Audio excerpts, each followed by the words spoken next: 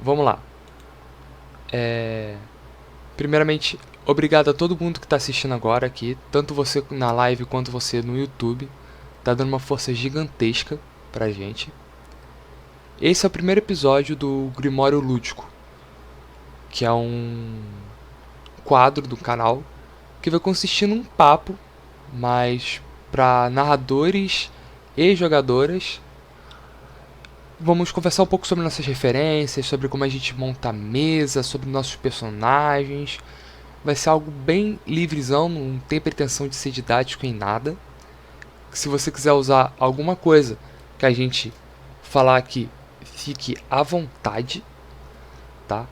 Hoje vamos falar sobre os bastidores do meu Senai de Heróis, que é uma mesa em live que eu estava narrando no canal da Vamps, a qual eu era o narrador, a Vamps, o Thiago e a Naomi estavam jogando também, como respectivamente Nova, Rafael e Charla, né?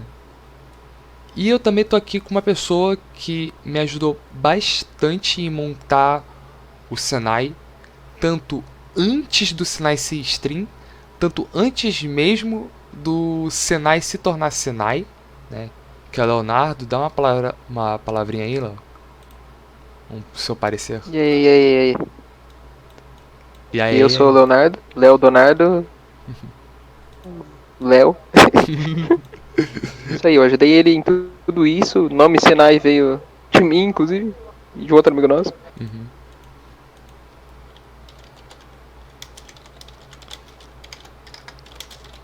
É isso, não tem muito o que falar não, velho. Não tem muito projeto por aí não. Ainda, né? Tá colando nos famosinhos, daqui a pouco tem um monte de projeto aí também. Enfim. O Senai, talvez o Leonardo não saiba, talvez nem o Dinho saiba, ou não lembre. O Senai, ele na verdade começou com um projeto de novels minhas. Eu tava na época, acho que era 2019. Acho que eu tenho a data aqui porque eu deixei salvo no meu caderninho de ideia. 14/6/2019, tenho salvo aqui. Tava numa hype de Boku no Hero ainda. Até hoje tá na hype, na verdade. E eu tava voltando a ler Kick-Ass. Eu tinha parado um tempo. Tinha assistido de novo na Netflix, tanto o primeiro quanto o segundo filme. E me bateu a ideia de criar um mundo de heróis. Tipo, uma novel, uma história sobre heróis. E nessa novel, eu comecei, na verdade, a pesquisar mais a fundo sobre os heróis, né? Tanto era de ouro, prata e bronze, quanto a ideia de heroísmo no mundo real. E com a ideia de heroísmo no mundo real, que eu comecei a procurar mais, eu acabei montando o que veio a se chamar Projeto Irmandade. Eu tirei um bom tempo da minha vida para essa pesquisa. Ela levou um total de 6 meses, na verdade, para ficar pronta a pesquisa. Porque tá aqui no meu caderno 14/6, mas na verdade a ideia já estava vindo desde janeiro. E com essas ideias em mente, eu comecei a escrever. Eu fui atrás de documentários, né, sobre toda a ideia do heroísmo, também todo o funcionamento de heróis no mundo real, né? Não sei se as pessoas sabem, mas tem muitas pessoas que se fantasiam e saem na rua pra bater em bandido. Isso é real. Muito real. Inclusive tem sites que legalizam, entre muitas aspas, o seu nome de herói e te dão... Como é que se diz? Te dão uma licença e ainda equipamento. Tipo, dá pra comprar equipamento nesses sites. Foi com essa ideia em mente que eu comecei a escrever essa novela. Ela não foi pra frente, né? Não gostei muito de como tava ficando os primeiros capítulos. Não tenho nada escrito atualmente porque eu perdi tudo que estava no HD antigo, não estava salvo no Drive.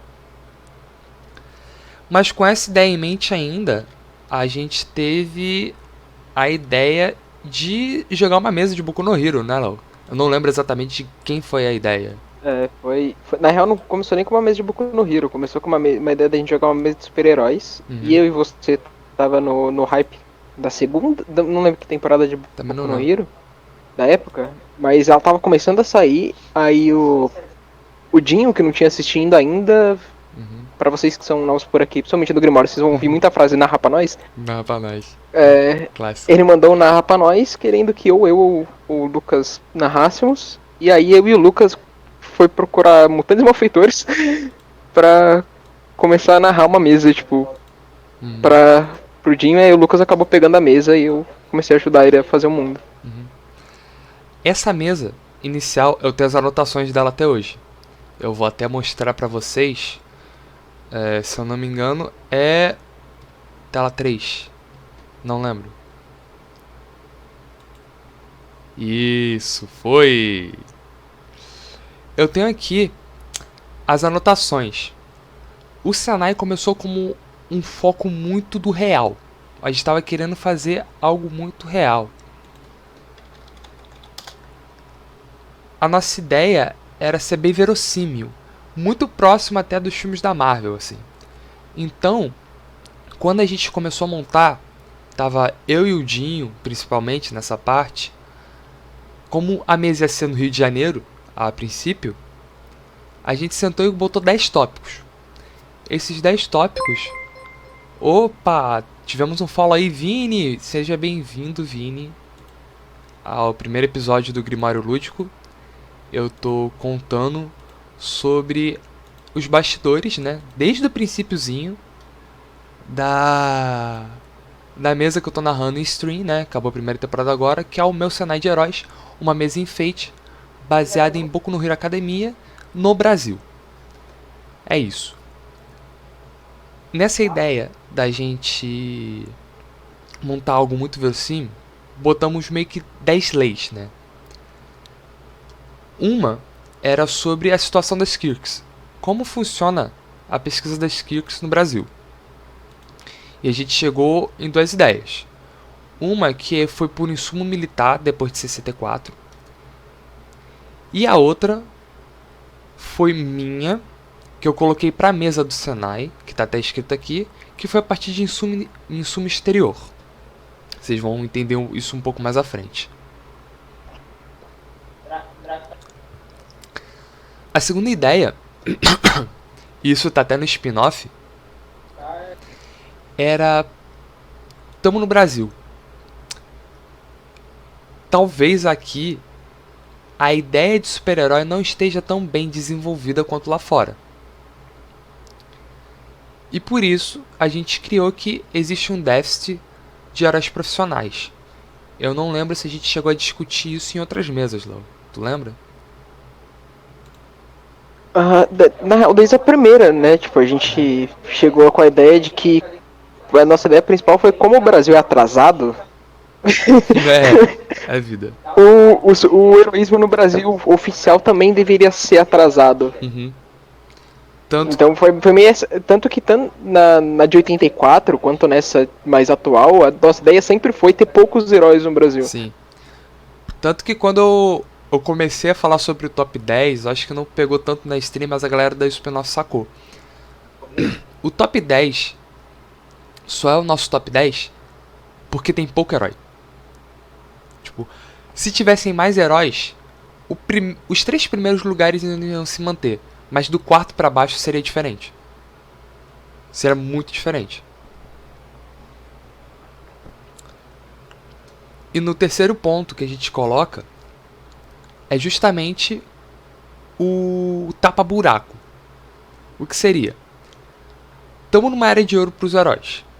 É a melhor época para ser um herói. Como é uma melhor época para ser um herói e tem um déficit de heroísmo? Nesse ponto a gente criou o quê? O vigilantismo é muito comum, porque se tornar um herói profissional é novo. Então é muito mais comum que existam pessoas que simplesmente se trajem e saem na rua para combater o crime, do que pessoas formadas no heroísmo, né? Tanto que tem 2 personagens do Léo que eram vigilantes, não eram? A ideia é que tanto o personagem do atual cenário, né, que eu sou um dos jogadores do spin-off, morre não, que eu sou um Uhum. dos jogadores do spin-off e o meu herói, que é o top 4, tanto ele quanto um outro aluno, na uma época que eu joguei outra vez, eram vigilantes, né? Um porque quis ser vigilante por pura vontade, e o outro porque não tinha heroísmo onde ele tava, ele precisava ser um herói.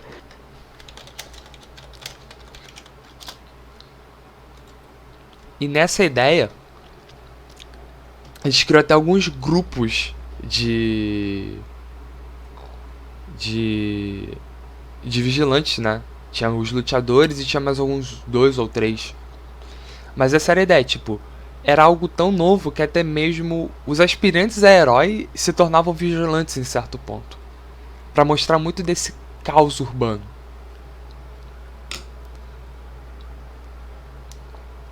A ideia do Senai ser a primeira escola, essa eu acho que foi 100% minha, eu não lembro exatamente porque foi tipo 2 anos já. Mas a ideia do Senai ser tipo uma top escola é algo já bem antigo. Já tá nos primórdios do planejamento. Justamente por causa da piada que rolou quando o Boku no Hero saiu. Que a UA nada mais era do que uma escola técnica. Então era tipo, o Senai, o Midori ia ser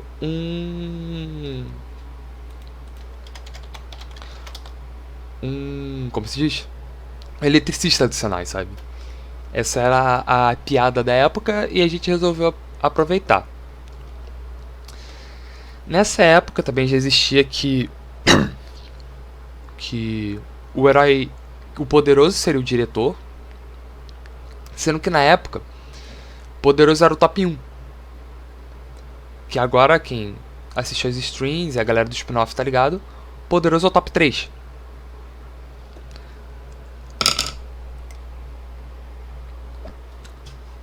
A parte das organizações criminosas, essa aqui eu lembro que foi só eu e o Dinho.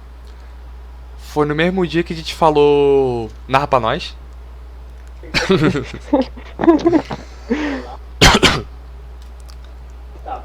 E ele foi alguma piada entre a gente que tem as milícias, né? E esse grupo de vilões que a gente criou, o principal grupo de vilões, que eu não coloquei na stream nem no spin-off por motivos óbvios, era o amigo dos mutantes.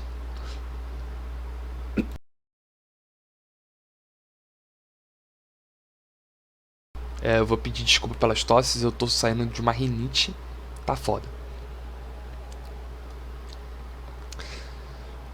Outra coisa também que apareceu na stream e foi o tema principal do spin-off é a questão das drogas.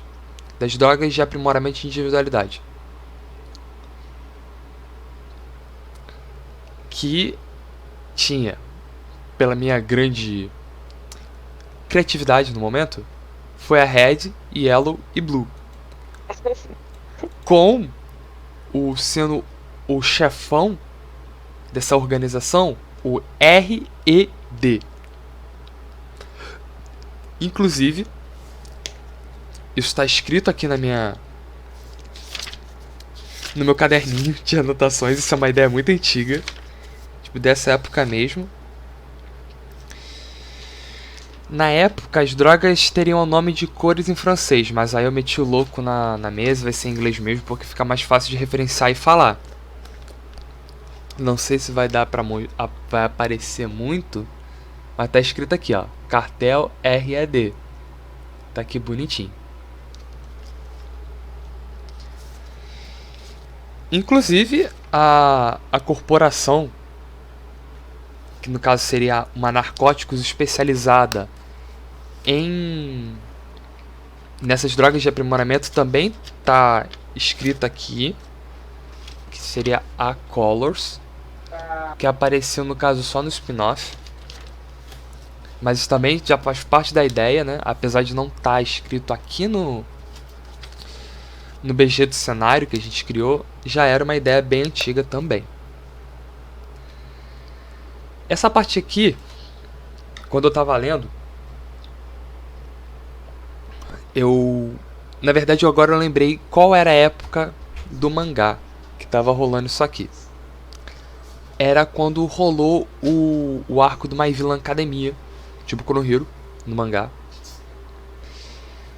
E tem um pedaço que eles estão lutando contra um grupo que são perseguidores de pessoas que têm quirks mutantes. Sendo que isso, eles falam que é uma... Como é que se diz? Uma organização parada no tempo, porque meio que isso já não existe mais no mundo atual. Não no Brasil.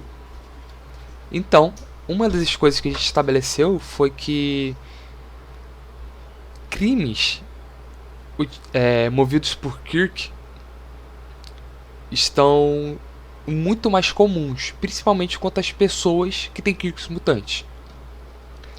Isso é uma coisa que eu amenizei na stream, porque, pô, apesar de dar tag mais 18, a ideia ainda é uma mesa adolescente escolar, né? Não querer pegar tão pesado nesse ponto. A ideia tá lá. Tanto que, em certo momento, é dito conversado com isso sobre a Charla também. Alguma coisa a acrescentar, Léo? Não, acho que não. Essa parte é mais você, né? Porque principalmente que envolveu mais as mesas de agora e foi você desenvolvendo mesmo na época, né? Porque eu ia jogar, eu não queria spoiler dos inimigos que iam aparecer na mesa, então.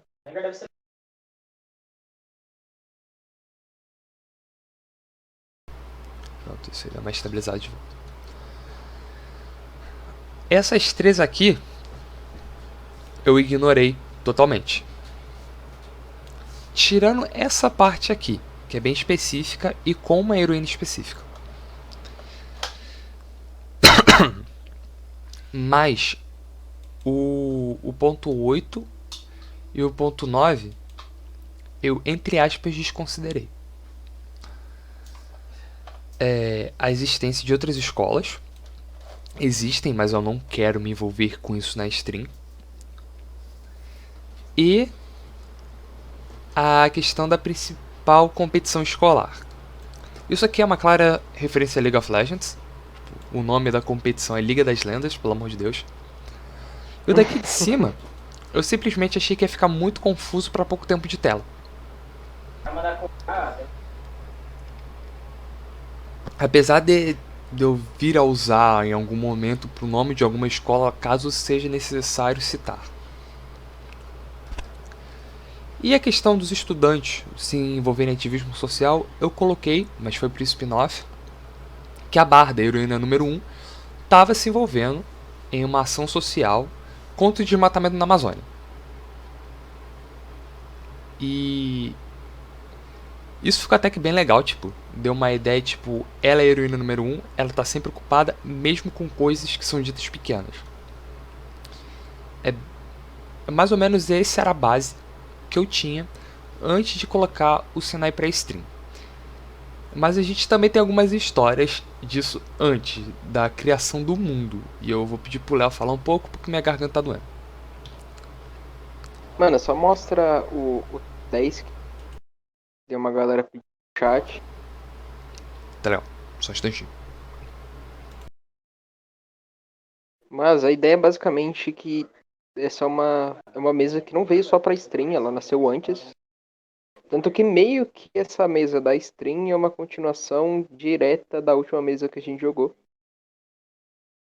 Essa mesa passou por mais de um mestre, né? Foi o Lucas, aí depois foi um outro amigo nosso, Caldinho, aí foi o Lucas de novo. E ela, como eu disse um pouco antes, ela nasceu em Mutantes Malfeitores. Aí depois a gente passou pra Fate. E continuou em Fate até a mesa atual do Senai. E ela sempre foi nessa ideia de alunos super poderosos para estão aprendendo a ser heróis, né? Só que no caso as que a gente jogou offline, a que a gente jogou mais offline era muito mais séria do que a atual mesa. Dentre vários fatores, o principal é história que tava querendo ser contada e a vibe dos jogadores. Tanto que foi muito mais. Se você for parar pra ver os heróis do top 10 dessa versão, é porque a gente não, acho que a gente não tem mais antigo, mas dessa versão são muito mais comuns comuns e amigáveis do que os do outro top 10. Eu tenho as imagens salvas, tá aqui, mas aí depois eu vou pegar essa aqui que eu quero mostrar mais pra frente.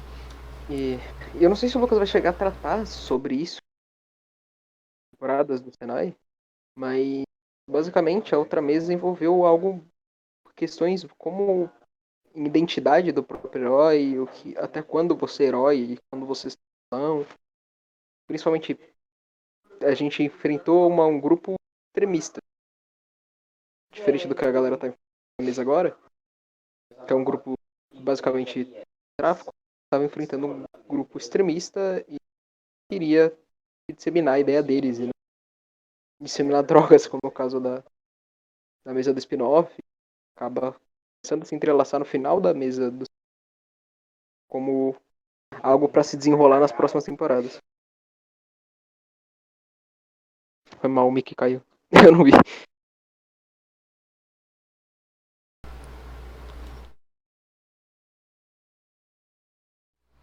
Tipo, a ideia primordial era ser realmente uma mesa mais tensa. Tanto que também meio que foi um dos motivos da mesa meio que flopar, né? Porque ao mesmo tempo que a gente queria uma mesa mais tensa, a gente queria algo heróico. E o narrador na época, o Dinho, ele queria narrar algo mais sério e tenso. Eu e o Léo também a gente queria algo mais heróico. Então, meio que nesse conflito a mesa acabou dando uma baixada. Pra quem perguntou o top 10, esses aqui são os três principais. Os outros eu vou deixar pra falar depois. A Barda, que é a heroína número 1. O Poderoso, que aparece bastante na stream, né?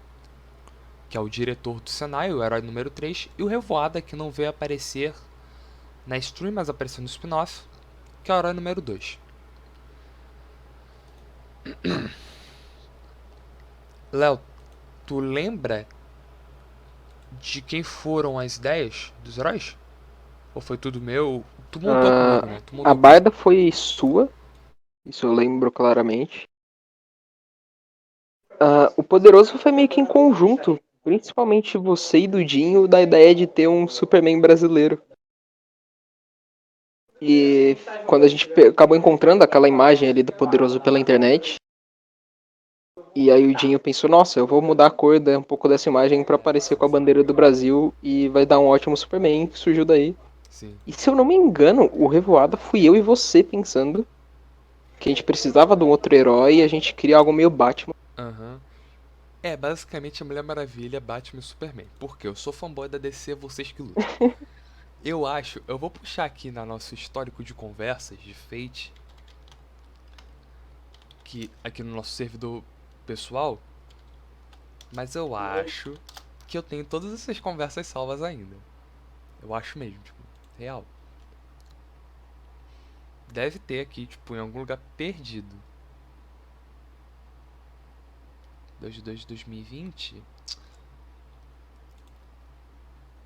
Porque a gente tem uma pasta no Pinterest com todos os heróis que a gente já usou. Tipo, real. Agora tem que achar. Tipo, agora dando só. Assim que essa tópica a gente vai falar um pouco mais pra frente, mas só dando uma ideia pra galera. A nossa forma de criar mesas acabou desenvolvendo muito em conjunto. Foi criar mesas desenvolvendo o mundo primeiro. Diferente de seja o mundo conhecido como o mundo de Boku no Hero, a gente foca no desenvolvimento do mundo e isso vai trazendo ideias pra mesa. E é por isso que, no caso, a gente se dedicou a criar uma pasta no Pinterest com imagens de possíveis heróis e possíveis vilões. Tanto que foi nessa pasta, né, nessa brincadeira, que eu criei o Renan. Que é o terceiro anista, que aparece várias vezes também.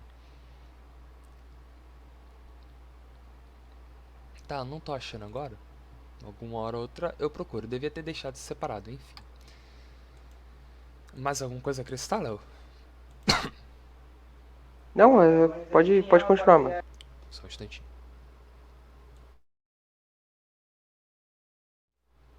Toma água aí, Eu vou respira um tomar uma pouco, água aí aqui você que fala. a garganta tá meio complicada.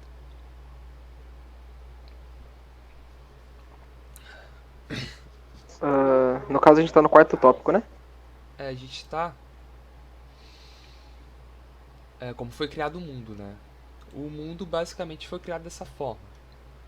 A gente tava junto, querendo jogar algo, e algo que a gente faz até em mesas com cenário próprio. Tipo, Tormenta, que é um cenário que a gente jogou a rodo. A gente tem nossa própria mitologia, que tá escrita em vários locais diferentes, em, em várias ideias diferentes, com milhões de personagens diferentes, menos o Aldrich, que ele participa de todas, mas isso a gente fala depois. E é a nossa forma de pensar e agir, sabe? A gente primeiro passa um tempo criando um mundo, criando um contexto onde nossos personagens vão estar, para depois a gente pensar em, em montar personagens, background. Isso aí a gente vê depois. A gente primeiro quer saber o que a gente vai jogar, como vai jogar. Isso, e outra coisa também que ajuda muito a gente a criar mundos é que. Isso é inclusive uma dica aí pra quem tá assistindo e quer alguma coisa, veio aqui em busca de alguma dica de narração, é criar um mundo em conjunto, mano. Por exemplo, eu e o Dinho, na primeira mesa, íamos ser apenas jogadores. E a gente quis criar um mundo junto porque isso, porra, três cabeças pensam muito melhor do que uma, sabe? E além disso, você vai jogar a mesa, então é muito legal você fazer parte do que você vai criar no futuro. Que você vai estar jogando no futuro. Que é uma parada que a gente sempre fez nas outras mesas, né? Passava dias e dias, tipo, não tinha mesa. Você tava eu, Léo, Dia, a gente começava a conversar e na mesa seguinte nossas ideias estavam lá, sabe? É algo bem comum entre a gente. Por que em Boku no Hero, né? Com todas essas ideias que eu já tinha, a gente colocou em Boku no Hero porque era um mundo comum muito fácil de se utilizar. Tipo, tava tudo lá. O porquê que os heróis têm poder tá lá. Eu não preciso criar algo novo. O porquê que existem heróis tá lá, sabe? E tá tudo lá perfeitinho pra gente só usar. Além disso, eu tava acompanhando o semanal, o Léo acompanhando o anime, a gente tava no hype. E o hype faz mesas, assim, acreditem. Muito hype faz mesa. Muitos hypes fazem mesa, assim. É algo bem extraordinário pra gente. Tamo no hype, vai ter mesa. No caso, aconteceu de a gente criar o Senai. O que foi muito bom. Uma mesa foi muito produtivo, sabe? É uma mesa que agregou muito a gente, porque a gente aprendeu muita coisa. E utilizando o Boku no Hero deixou tudo mais fácil. Então uma dica que eu posso dar, se alguém quiser alguma dica, é peguem mundos e criem em cima deles, sabe? E é assim que a gente vai criando, vai desenvolvendo e vai melhorando, saca? Melhorando o nosso maneira de criar, a nossa maneira de agregou muito de montar personagens, cenários, etc. Quer falar alguma coisa? Não, acho que não. O outro motivo também de ser em Boku no Hero é que eu acho que Boku no Hero é muito. ah, ele é um cenário muito próximo do real, que era algo que a gente procurava. A gente podia ir em Marvel, podia ir em DC, mas Boku no Hero ele tenta dar aquela sensação de realidade, sabe? Aquela quebra de descrença dele não é tão grande quanto numa Marvel, numa DC, na qual tipo, meia dúzia de heróis protegem o mundo. E isso era muito mais fácil de trabalhar quando você quer fazer uma mesa de RPG. Porque você não precisa dar justificativa do porquê aquele vilão foi criado. Não, ele só tá ali, sabe? Uhum. A gente tá na metade do nosso tópico. Eu vou fazer uma pequena pausa só para eu poder beber água rapidinho, que a garganta tá difícil. Para a galera do YouTube, agora vai ter um corte e a gente já vem. Opa. Estamos de volta para essa última parte agora do Grimório Lúdico, né? Contando sobre o backstage do meu cenário de heróis. E agora a gente vai falar um pouco sobre as pessoas que participaram mais efetivamente da história. Eu tô com uma delas aqui, né? O Léo, que já apareceu várias vezes durante essa live / gravação. E como é que foi a criação em conjunto, né? Foi uma parte um pouco caótica até. Eu vou falar um pouco mais da stream, como é que foi, e depois a gente vai falando um pouco mais sobre as ideias anteriores. Na stream tava eu, a Naomi, a Vamps e o Thiago, e muito da mesa foi criada a partir do background dos personagens deles. O lance da Charla ter problema com a irmã é muito influente na história. O Thiago sendo um rapaz de periferia também, né? O personagem do Thiago, o Rafael, sendo um rapaz de periferia, também mudou muito do clima que eu queria montar na história. E a ideia da Nova, a personagem da Vamps, sendo uma, entre aspas, riquinha mimada que não quer ser a riquinha do grupo, quer sair das costas dos pais, mudou bastante da ideia do plot. Como assim? O BG deles, eu já tinha ideia pronta, né? Com algumas sessões prontas também, como eu vou mostrar mais pra frente. Mas muitas ideias e muito do clima foi montado a partir das ideias dessas 3 pessoas. Quando a gente fez a sessão 0, que estava explicando mais ou menos o clima que eu queria colocar, eles começaram a jogar as ideias dos personagens, do que queriam fazer, e a gente foi pescando cada um. Eu tenho inclusive muitas conversas com o Thiago, do Thiago querendo tacar o fogo no parquinho na mesa, né? E também algumas conversas com a Naomi e com a Vamps também sobre isso. E foi assim que a gente montou a stream, né? Essa troca de ideias e de informações que a gente foi conversando bastante.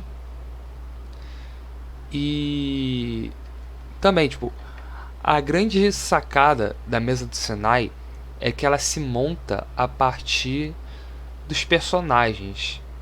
A gente fala bastante sobre a criação de um mundo, que a gente passou bastante tempo criando um mundo, mas a história em si, ela é muito pautada nos personagens.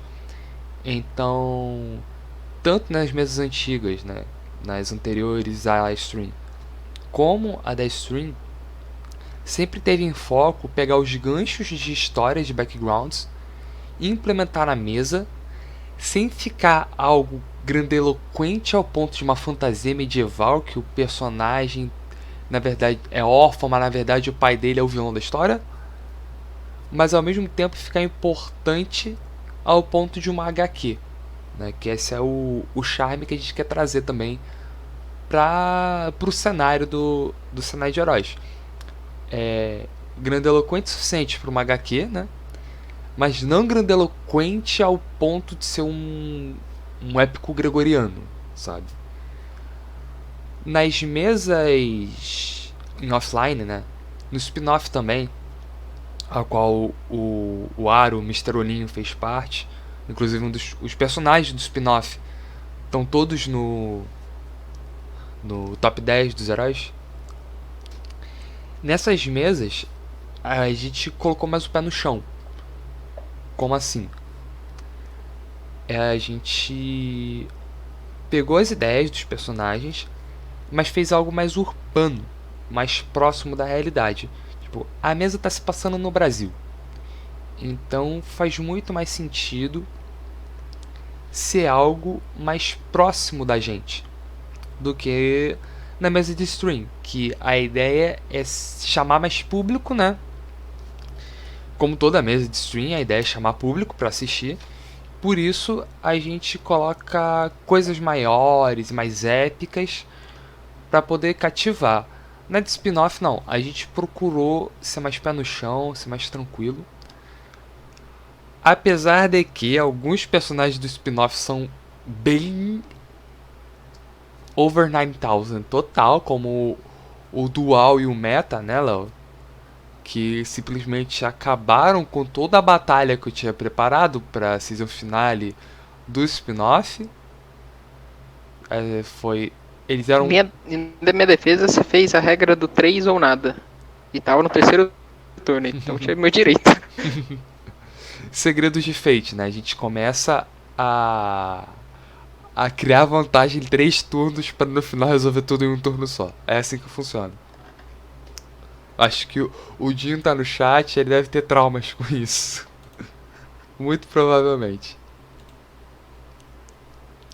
Enfim. Além disso, de tudo isso, teve, né, as mesas offline, a qual teve muito mais participação de mais pessoas efetivamente na história, né, Léo? Se você puder tomar a palavra agora, por favor.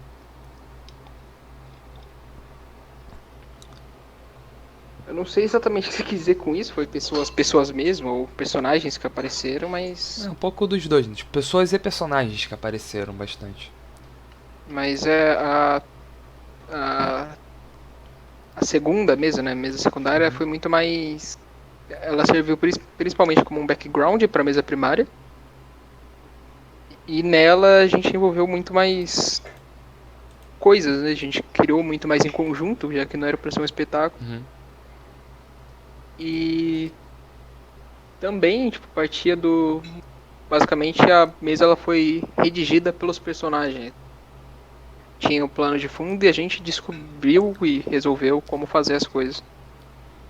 Tirando que a gente envolveu basicamente personagens de âmbitos completamente diferentes e criou, tipo, deixou pré-pronto para temporadas futuras diversos níveis da sociedade do cenário. Sim. E nisso a gente já vai puxar um pouco também, né, pro um dos últimos tópicos, que, né, foi a criação da história da mesa.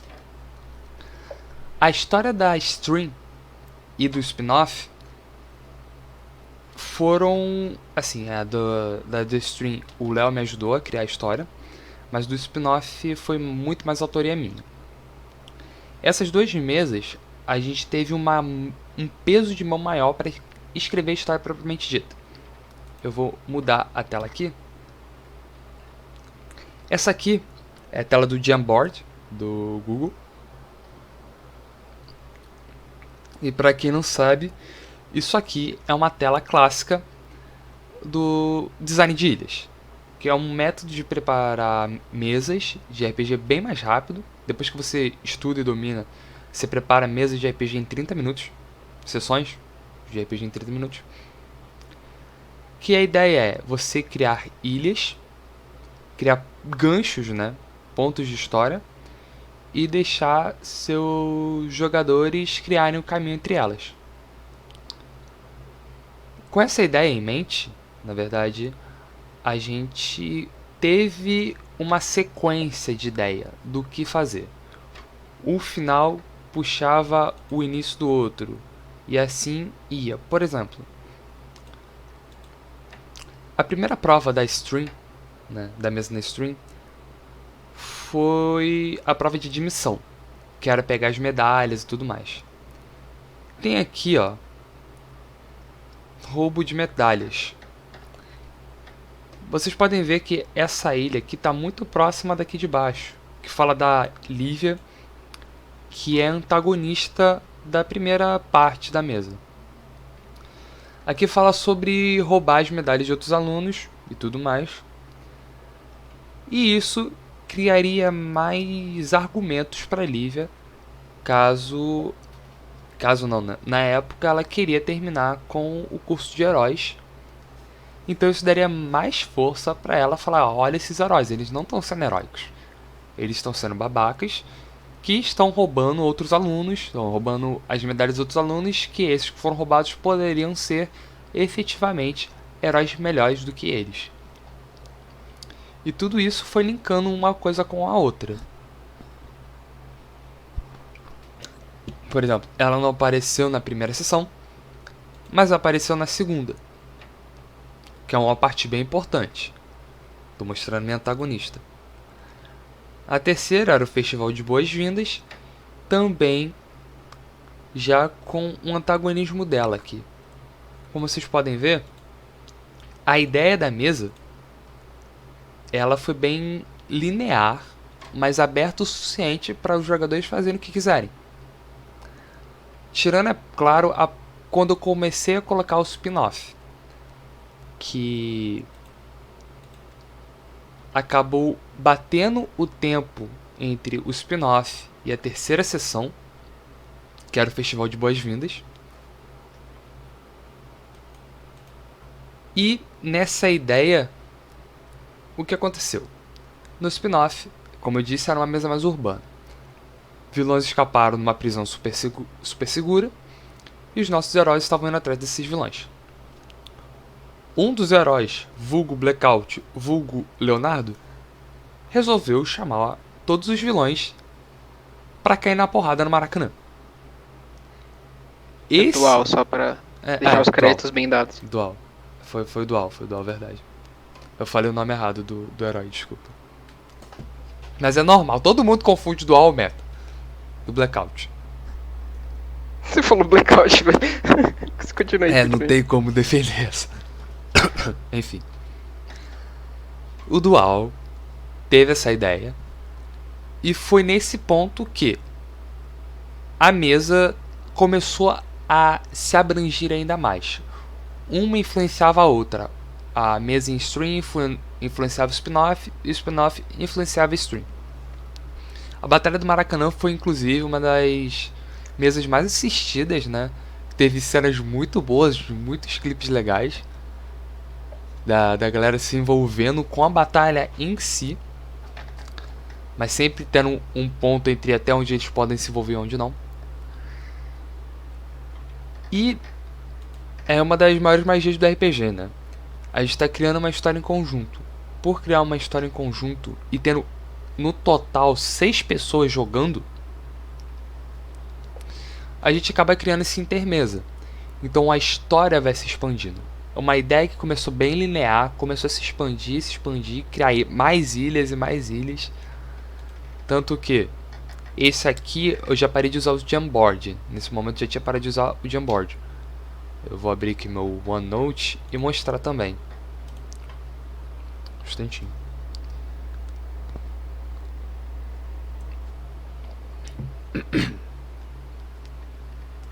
No OneNote eu passei tudo pra cá. No OneNote eu passei tudo aqui. Deixa eu tirar isso aqui. Essa aqui é a mesa do Senai, né? Primeiro dia do resto de suas vidas, parada pererê. Essa da ressaca, por ter acontecido a situação da Batalha do Maracanã, vocês podem ver tanto aqui eita, fugiu a palavra da cabeça. Aqui no OneNote tem mais coisas que no Jamboard, né? Que como eu migrei pra cá. Por ter acontecido a Batalha do Maracanã,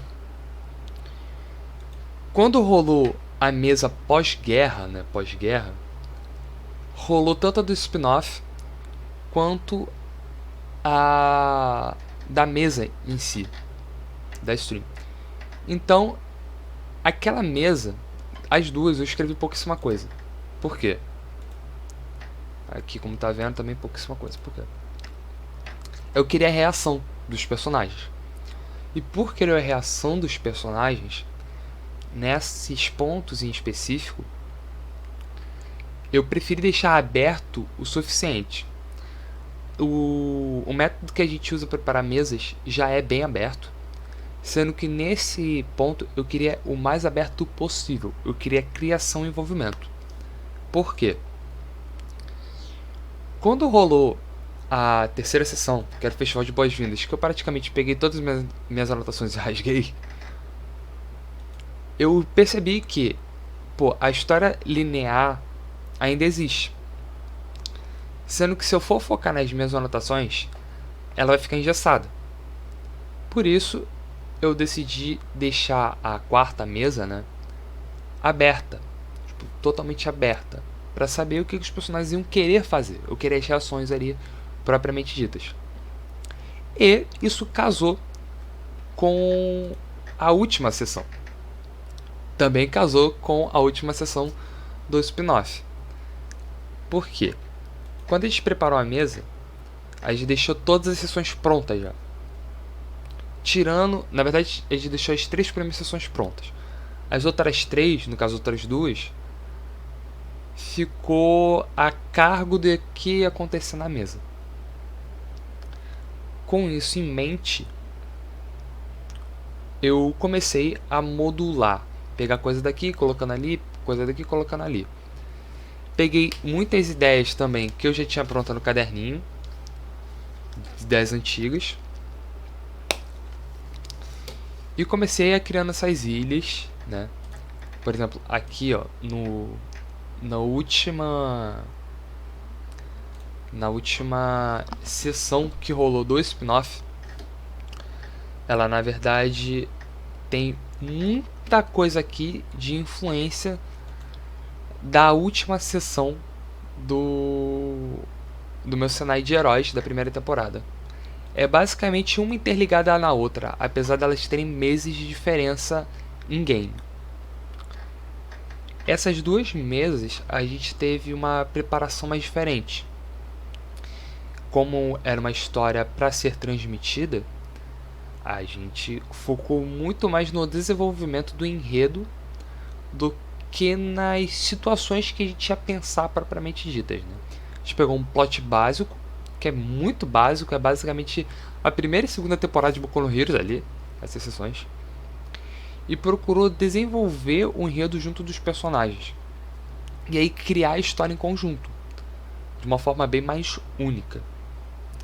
Algo a querer citar, Léo?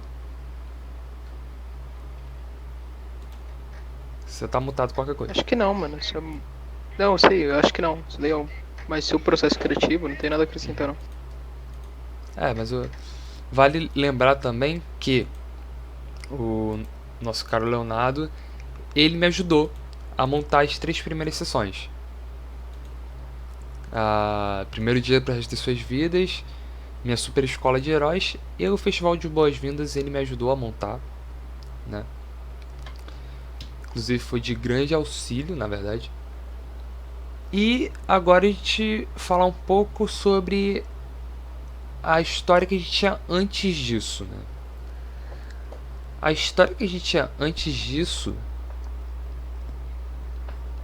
era, na verdade, um pouco mais suja. Nela era uma ideia muito mais próxima do... Como posso dizer? Era algo muito mais próximo do verossímil, na verdade.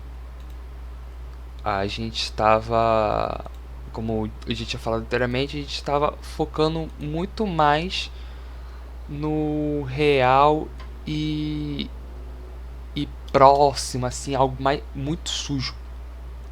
Tanto que a prova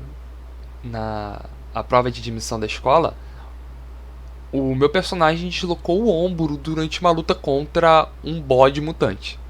Isso é real e verossímil? Não.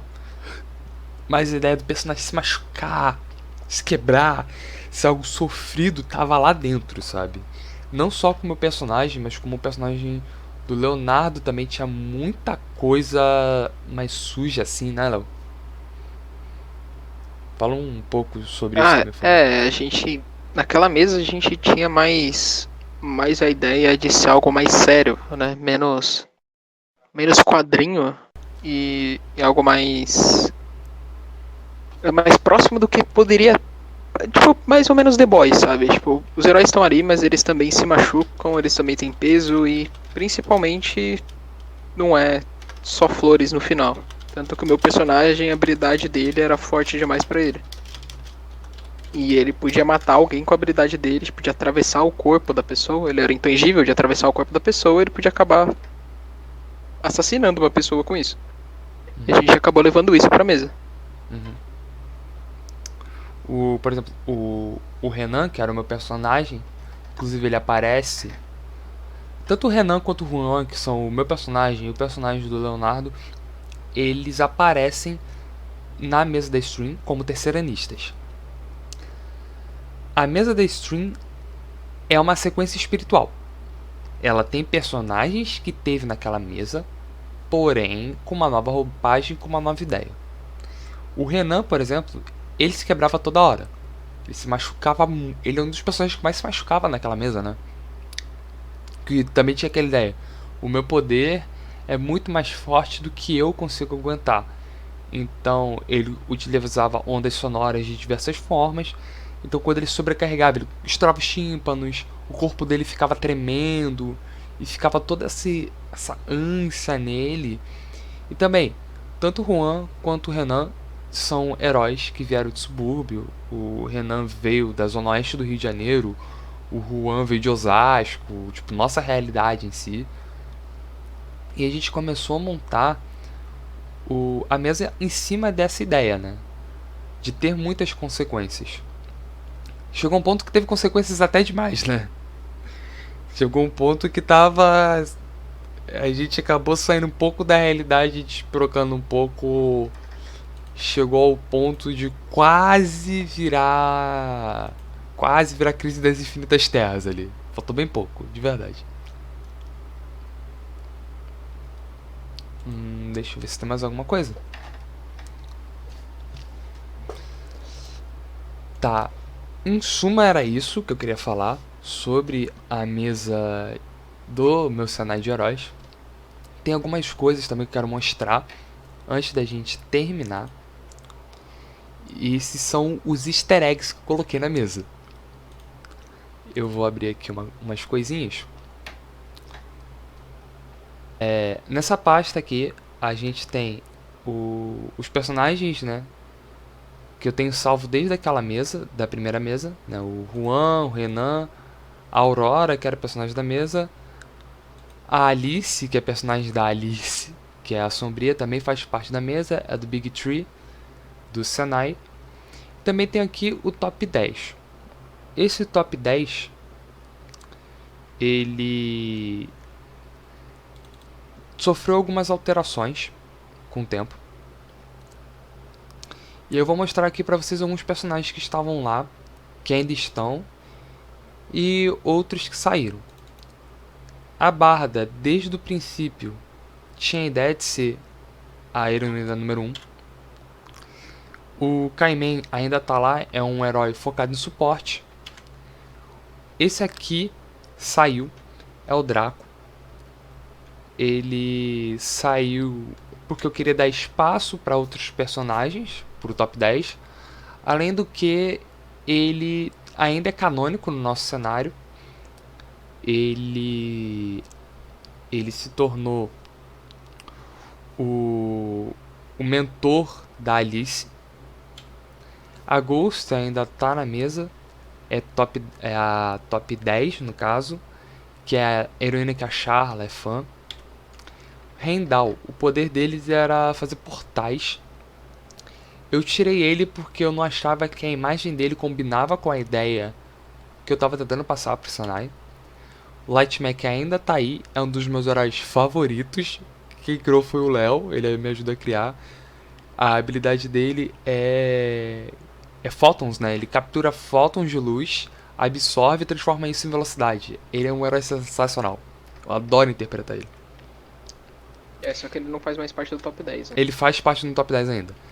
O nome dessa aqui era Queen Bee e tem muitos motivos. Primeiro, a imagem dela eu não gosto. A ideia dela eu acho idiota, estereotipada. O Poderoso, que é o top 2 no Senai. Revoada, que é o top 3. E o querido Sapudinho, que é um dos heróis também. Já apareceu muito na mesa. Também tem a Serafim, que essa aqui eu copiei totalmente da Serafim do Overwatch. Além disso, tem também os Pro Hero. No caso, os Pro Heroes que se tornaram top 10 que faziam parte do spin-off. Blackout, a habilidade dele é manipulação de sombras. É uma habilidade bem roubada, que me deu muita dor de cabeça. O Dual. O Dual eu vou deixar pro Léo explicar porque é personagem dele. Então, por favor. Dual era o top 4. Que só virou top 4 pela fama dele. Na época que ele era vigilante, ficou bem famoso. E ele é um herói mais jovem, tem no top 10 e é herói há pouco menos de um ano. Mas ele conseguiu entrar a tempo de fazer parte da eleição do top 10. A habilidade dele chama Yin Yang. Basicamente pode copiar uma individualidade da pessoa que ele tocar. E de noite ele acelera, ele potencializa a individualidade da pessoa que ele tocou. E de dia ele desacelera essa individualidade, ele nerfa essa individualidade da que ele tocou. Uhum.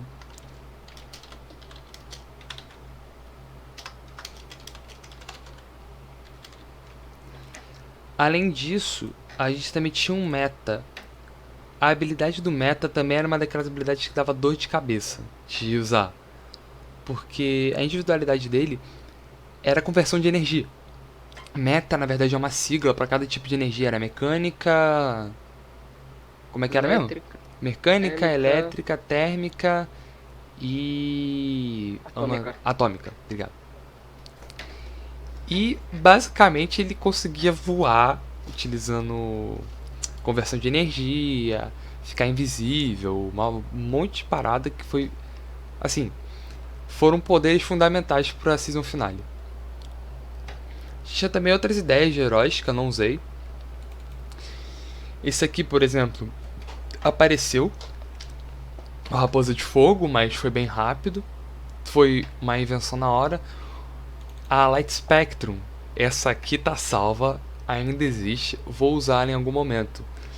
É a parceira do Light Mac. Juntos eles têm um escritório e os dois têm habilidades com luz. Então, sendo que um utiliza a luz para velocidade e outra utiliza aspectos de luz para diversas coisas. Então é uma agência muito legal de se usar. E também aqui um pouco dos alunos. Quando eu estava usando quando a gente estava jogando em off, a gente pegou várias imagens de O6 em Pinterest e outras coisas. E a gente começou a usar. Esse aqui, no caso, eu fiz no PicCrew e foi para mesa de stream. E a gente começou a usar várias coisas e ter várias ideias em cima de cada personagem. E com isso a gente começou a montar os alunos também. Tinha uma gama gigantesca de alunos na primeira mesa. Na segunda mesa eu limei bastante ideia. Inclusive, essa aqui é uma aluna que eu quero usar um pouco mais, né? Essa aqui, eu gostei bastante do design que eu fiz pra ela. Por algum motivo também tinha o Kurapika aqui, mas enfim. Não sei o que ele tá fazendo ali. Tá, daqui, o que mais eu quero mostrar? Esses três aqui. O Barbosa, a Carla e a Perina. Esses três são os investigadores que apareceram mais no spin-off. O Barbosa, a Perina e a Carla fazem parte da Colors, que é uma organização que utiliza membros com individualidades para investigar sobre as drogas de aprimoramento. Então eles têm estoques e tudo mais. E a Perina e o Barbosa trabalham com um herói. De novo, mais uma imagem que eu peguei do projeto Terra 43, que é um projeto de fãs da DC, que eu já expliquei em stream também. Eu peguei uma imagem do Azrael. Eu vi a cara de templário dele e falei: tá legal, esse aqui vai ser um babaca fascista. E eu quero que os meus jogadores deem muita porrada nesse cara. Eu basicamente criei ele pra isso. É isso. E infelizmente ele não toma porrada. Ainda. Ainda não tomou porrada. A Elisângela, que ela é a diretora do escritório dos heróis, né, do conselho dos heróis. E esse grupo aqui faz parte desde a concepção do Senai quando eu narrei. Os professores. Todos os professores que estão aqui tirando a têmpera faziam parte da primeira ideia. O Beto era um gorila de bermuda desde sempre. E isso é fenomenal. Tirando isso, não era para apresentá-la, mostrando agora o top 10 em si, uma coisa que eu gostei muito de fazer foi criar pequenas historinhas para cada personagem. Por exemplo, a Barda. Como vocês podem ver, todos os heróis eles vão ter alguma coisa falando sobre eles. A idade, o codinome, a individualidade, o escritório e a principal ação. A ideia da Batalha de Angra é uma ideia solta. Eu não tenho nada muito pronto. E ela é criada junto dos personagens. É uma mitologia, um acontecimento gigantesco que aconteceu no cenário, que mudou a estrutura do top 10 e a estrutura de como as pessoas veem os heróis. Mas nada disso é falado diretamente com uma história. Existiu, todos sabem que existiu. Mas o que aconteceu exatamente não se sabe muito bem. Eu não sei muito bem, os jogadores não sabem muito bem. A gente foi criando junto. O que se sabe até o momento é: esse vilão chamado Ceifador Sombrio, ele era um Zé Ninguém, que usou uma das drogas de aprimoramento, fez muita merda ao ponto de sequestrar Angra dos Reis. Foi isso. Ele quase estourou as usinas nucleares de lá. E nessa batalha gigantesca, heróis se juntaram para criar a Liga. Que no caso era Bardo, o Revoada, o Poderoso e vários outros membros dos seus escritórios e outros heróis. Quais são esses heróis? Não criei, não sabemos. Poderoso também. O principal ato dele envolve a Batalha de Angra. Aqui. Também teve a mitologia da crise das bombas, né? Que é outra coisa. Todas essas line histories que eu coloquei nos heróis, elas só existem. Eu não me aprofundei. É uma ideia. Tipo, algum tempo atrás tentaram explodir Brasília. Tipo, Planalto Central. E ele foi lá e ajudou a resolver isso. Ponto. Não é algo aprofundado. Porque a história e a mitologia por trás fica muito mais legal se for algo, entre aspas, omitido, né?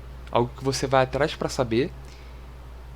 E primeiro, quando é criado em conjunto, os personagens, os jogadores vão falando o que acham, o que acreditam que pode ser, e a gente vai pegando, misturando, juntando até criar algo coeso legal para a mesa. Light Mac. O Light Mac, ele meio que contradiz tudo que eu falei. Basicamente. Por quê? A principal ação dele é o resgate de 100 pessoas durante um incêndio no hospital em Salvador. A ideia do incêndio nesse hospital faz parte da novel, novamente. Ideias que eu peguei daqui que aproveitei para a mesa. Tinha um herói nessa novel que o nome dele é Atlas. O poder dele é gigantificação. Nesse acontecimento, ele estava em Salvador. Ele é um dos membros do escritório da Barda, né, a Irmandade Alpha. E ele precisou ir além do limite dele, né, o Excelsior da nossa mesa, ou Plus Ultra do anime. Ele precisou ir além do limite de gigantificação dele quando o prédio começou a cair. Então ele segurou o prédio em chamas com as costas de uma maneira grandiloquente total. Enquanto isso, o Light Mac entrava no hospital que estava pegando fogo e tirava as pessoas de lá o mais rápido possível. Antes disso, o nome dele era Giganto, né? E se tornou Atlas porque referência à mitologia grega. Atlas segura o céu com as costas. Ele segurou um hospital com as costas. O que é tão incrível quanto. Mas de todos os heróis, essa é a única line que tem uma historinha de fundo e que as pessoas só sabem quando eu falo. O que não é ruim, sabe? Não acho isso ruim de jeito maneira. Mas, tipo, parece que todos os top 10 história, né? É, sim, todos os top 10 têm uma história. Que isso é legal. Mas a ideia é que a história não precisa ser falada, sabe? Isso foi isso que eu quis dizer. Assim. Só falar melhor que eu. O Sapo de a gente não sabe se tem alguma história aí. Léo, fala um pouco da história, da principal ação do Dual. Que é dividido em duas, né? É bem legal de saber. O Dual, e há pouco ele era um vigilante anti-herói. Eu tive a ideia de pôr 2 atos. Um dele quanto vigilante e outro dele como herói. E dá pra notar a diferença nessa época ainda, né? Era antes do Maracanã. Que atualmente o maior feito dele como herói seria a Batalha do Maracanã. Mas ele quando vigilante, ele sozinho ele capturou um dos principais principais vilões de São Paulo. A tentativa de um grande roubo, que aí entra na individualidade dele. Que ele é capaz de, quando tá entre na aurora ou no nascer da lua, ele tem uma habilidade. A habilidade dele é aprimorada, então por isso ele conseguiu sozinho capturar um dos caras mais perigosos do Brasil. E ele, quanto herói, tipo, é um bagulho bem simples. Ele só foi capaz de meio que acabar com o ponto de criação de drogas. Porque ele, basicamente, ele era um herói há 9 meses. Quando a mesa começou. Então, tipo, ele não tinha nada feito como herói. Toda a fama dele foi construída como vigilante ainda. Por isso o feito dele foi propositalmente colocado para ser bem inferior ao que deveria ser um principal feito de um herói. Essa aqui é a imagem do Dual. Eu espero que em algum momento a gente possa comissionar artes para todos os personagens do spin-off. Porque vão ter mais mesas, né? Streamadas? Não sei. Mas talvez eu poste alguns resumos aqui e ali se eu lembrar. Tem isso também. A do Meta também é dividida, porque o Meta, antes de ser um herói, ele era um vilão. E ele é um vilão reformado. Ele foi pra cadeia. E depois que ele foi pra cadeia, a Barda, que era a heroína que desceu o sarrafo no coitado, do jeito que o Aro explicou, coitado, ele apanhou muito pra Barda, ela começou a reformar ele e trazer ele pra luz, vamos dizer assim. Como vilão, foi uma parada bem pesada o que ele fez. Ele tinha um grupo chamado Salvatores. Ele era um vilão que odiava vilões. Ele era considerado vilão porque ele matava vilões. E ele causou uma briga entre vários criminosos e vários vilões que causou um estrago gigantesco, um dano gigantesco para todo mundo em volta. E como herói, ele fez justamente o contrário. Ele nocauteou vários vilões sem causar danos às vítimas, às construções locais. Então, como vilão, ele causou o caos, e como herói, ele conseguiu derrotar todo mundo, mas em ordem. Tipo, isso foi uma parada muito bacana e uma sacada muito boa, sabe? Também que a imagenzinha dele, eu não sei se eu vou conseguir achar a imagem dele sem capacete agora, mas tudo bem. Blackout, ele Na verdade, ele só é herói porque ele precisa usar os poderes dele. Porque na real ele é um investigador no ar. Essa é a verdade. Ótima definição. Tipo, inclusive a definição do. Do personagem dele, o conceito dele, eu sou um investigador melhor do que um herói. E a principal ação dele, eu não li na época que eu. Quando eu criei a mesa do spin-off, eu não li a principal ação dos personagens antes de criar a mesa. Eu já tinha as ideias prontas e as mesas, tipo, as sessões prontas. E sem querer, casou perfeitamente a principal ação dele com a história da mesa. Que um dos seus feitos mais famosos foi deter um dos cartéis que traficava uma droga que amplificava os superpoderes. O que é o plot da mesa, basicamente. E também pra deixar um bagulho que foi importante, apareceu inclusive nas duas mesas, o Blackout é pai da Alice. Sim, o Blackout é pai da Alice, que é essa personagem aqui. Que eles têm o poder de manipulação de sombras, basicamente. O que é um poder bem roubado, assim. Manipular sombras é um negócio muito roubado. Muito roubado de verdade. Traumatizado, menino. Eu tô muito traumatizado com isso. Nossa. Sapodinho. Aí o Mr. Olin apareceu falando concordo. Se ele concorda, então tô certo. O Sapodinho, ele me deu a ideia para uma fanfic que eu escrevi sobre o Renan. Que é: liderou a equipe de salvamento carioca durante um ataque terrorista nas Olimpíadas. Eu não vou abrir agora o Spirit Fanfics, mas eu postei isso, que foi um mini conto, né? 1000 palavras, no máximo 500, não lembro agora, que era sobre o Renan em seu primeiro dia de estágio, né? Não primeiro dia de estágio, mas nos primeiros momentos de estágio, lutando contra terroristas, indo além do limite dele, que é algo que ele faz muito, se quebrando bastante, e derrotando esses terroristas nas Olimpíadas. E a ideia veio a partir da principal ação do Sr. Sapudinho, que o Sapudinho, como a gente sabe, é o melhor herói que tem nessa mesa, assim. Ele salvou efetivamente a galera da stream. Isso é incrível. Acredito que de considerações finais seja só isso. Alguma coisa a acrescentar, Léo? Não, acho que sobre a mesa em si, não.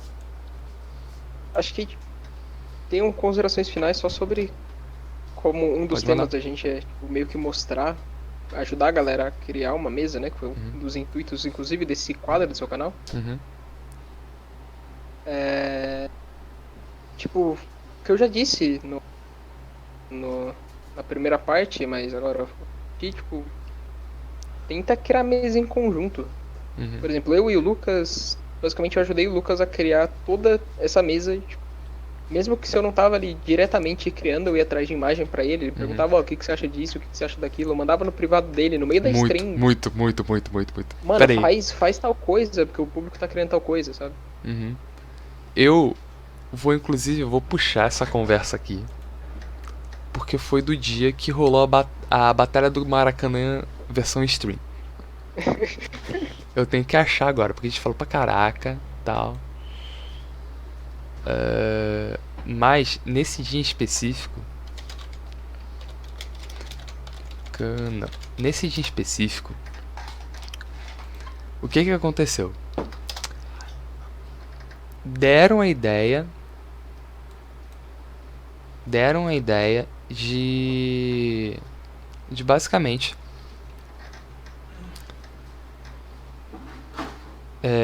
caraca, até me perdi agora. Eita, caralho.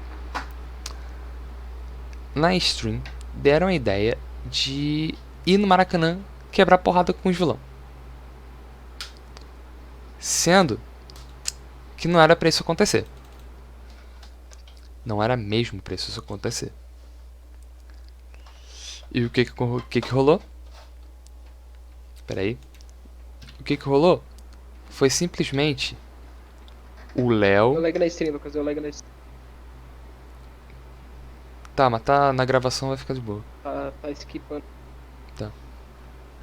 Esperadinha aí, você volta. Uhum. É que o meu entrou aqui com as coisas. Aí fudeu tudo. Voltou. Basicamente, no dia que rolou a Batalha do Maracanã na stream, rolou isso aqui. Esse aqui é o Aro, desesperado. O Aro, quando escreve caps lock, eu consigo ouvir a voz dele. E a conversa foi. E eles aqui, o tempo todo, me marcando.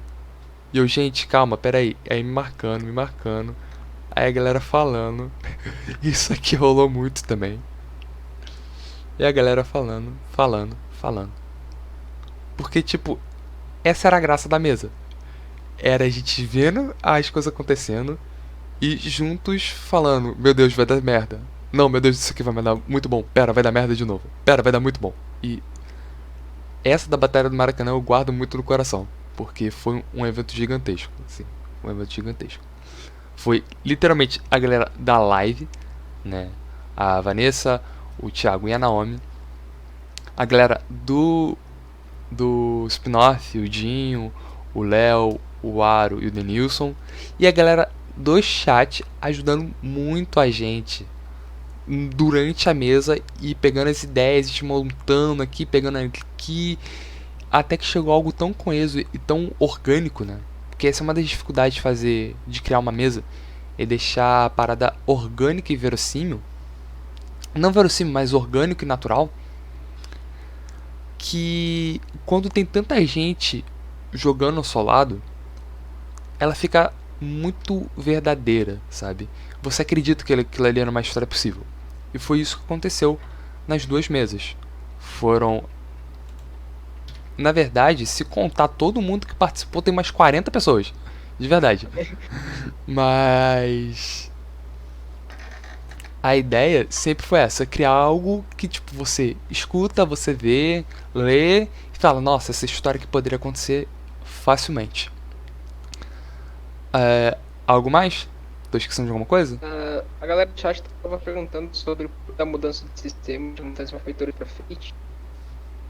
Isso eu acho que a gente resolveu esse ponto, inclusive, junto. É que, basicamente, Tá vendo, o moleque? Lucas não... Não, pera. segurou A parte de perguntas vai ficar exclusivo pra live. então é só... Então, Vai ficar exclusivo pra live. corta aí, velho. É verdade. Então, você que tá assistindo no YouTube agora, obrigado pela força. Se você tiver alguma pergunta, pode deixar na parte de comentários, que eu vou ler e vou responder. Mas caso você queira participar da gravação, você vem pra live. Ainda não temos dias fixos pro Grimário Lúdico, mas eu vou fazendo, e conforme eu for fazendo, eu vou anunciar no meu Twitter e no Discord. Então, eu agradeço de coração você ter assistido até aqui. Peço também desculpa pelos muitos cortes que vai ter, já tô vendo no futuro. Tiveram muitos problemas assim durante a gravação, problemas de internet, luz caindo, mas está aqui firme e forte para fazer o melhor conteúdo que a gente puder. E é isso. Muito obrigado. Beijão.